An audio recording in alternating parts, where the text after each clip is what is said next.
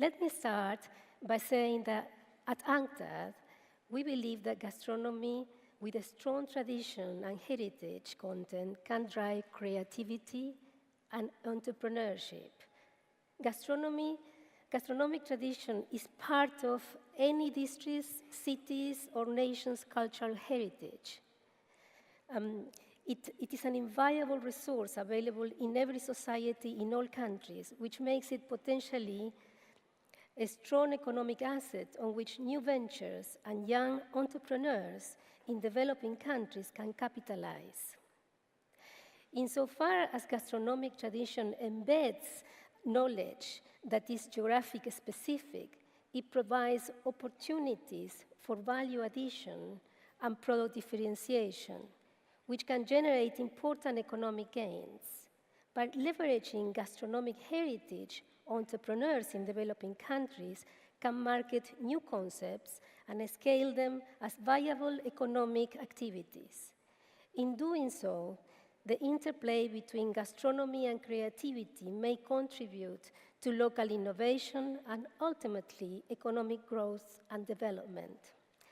Gastronomy has deep linkages with non-food activities such as tourism and agriculture, and thus has multiplier effect on the rest of the economy.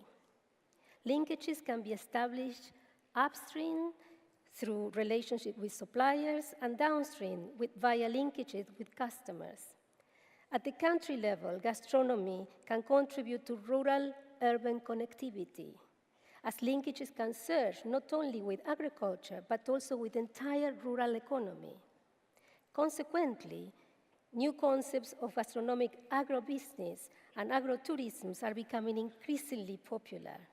Within cities, the importance that gastronomy and food can have at connecting crafts, hospitality, and retailing has been widely acknowledged. As a result, food has become a key element in the marketing mix of tourist destination cities worldwide. Let me now focus on a few aspects of UNCTAD's work that relate to gastroeconomy. In particular, UNCTAD has been working on the role of geographic indications to export growth in developing and least developed countries. Despite the many challenges that developing countries and least developed countries face in terms of export growth, many rural communities have an invaluable array of products that are linked to their cultures, traditions, and natural biodiversity. These products represent untapped potential for developing and least developed countries. Based on UNCTAD's experience in the field, we can say that the use of geographical indications may significantly contribute to economic development. A geographical indication is a sign used on products that have a specific geographical origin and possess qualities or a reputation that are due to the origin. It is the link between territory and product that enhances the distinctive developmental nature of geographical indications. They can benefit developing countries at least in two ways. First, the use of geographical indications may encourage the development of gastronomic activities and tourism in city areas. But, however, they also can help to improve the visibility and popularity of rural and remote areas and their products within and across national borders. Second, the use of geographical indications may promote the access of domestic suppliers to international markets.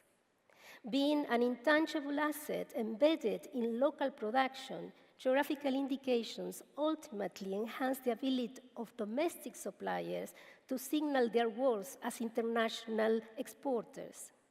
On the one hand, this results in improved visibility on and exposure to international markets. On the other hand, it entails important spillover effects on firms in terms of building reputation and trust. The use of geographical indications may impact the bargaining power of small and medium-sized enterprises and increase their chances of entering into global buyer-supplier relationships. Just to give you an example, UNCTAD has collaborated with FAO and WIPO on the Kampot pepper project in Cambodia. UNCTAD has provided assistance in supply-side capacity building by doing 3 key things. First, we organized a number of workshops that raise awareness of the importance of geographical indications. Second, we provided capacity-building services to farmers who were growing crops that had the potential to be transformed into premium products. And third, we guided local stakeholders through the process of obtaining the WTO geographical indication status for Kampot pepper. Since then, farmers in the Kampot province have benefited from a strong price growth resulting from increased demand and growing international exposure. It is estimated that the premium paid by consumers is as much as twice the normal commodity price, and the retail export price of Kampot pepper is even higher. This has resulted in increased standards of living for local farmers, improvements in the quality of outputs, access to wider and more diversified markets, and the creation of new local jobs.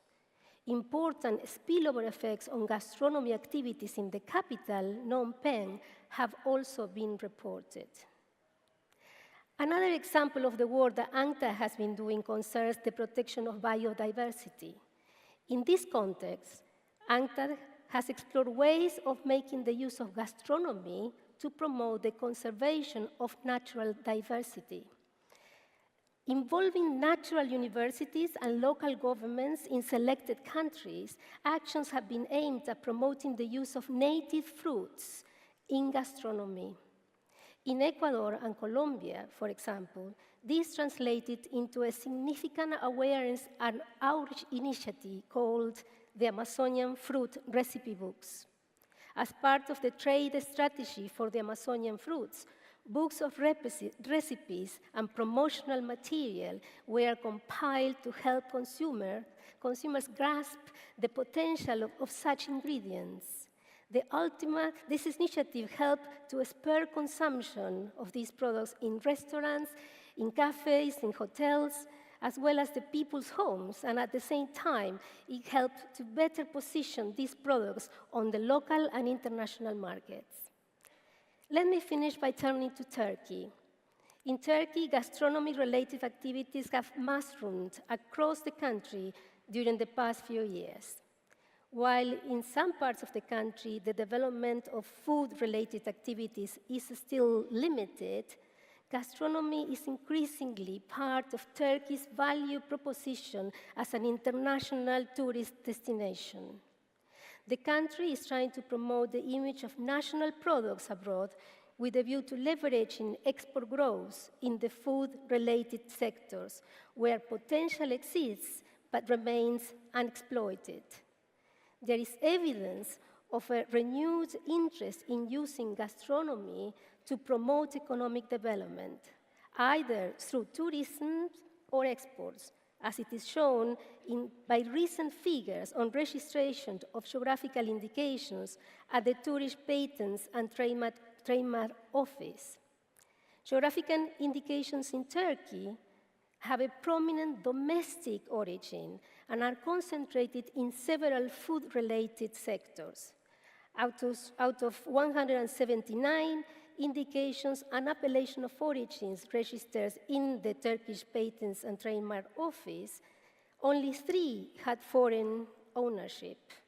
The food industry takes the lion's share of registered indications of about 45%, followed by agriculture of about 30%, which suggests the growing importance of domestic gastronomy for exports and tourism. To sum up, it is clear that much has already been achieved, and there is evidence that great potential is there. UNCTAD is honored to have been invited to be part of this conversation. I look forward to hearing from our distinguished panelists to discover ways in which this important process can continue and flourish. Thank you very much for your kind attention.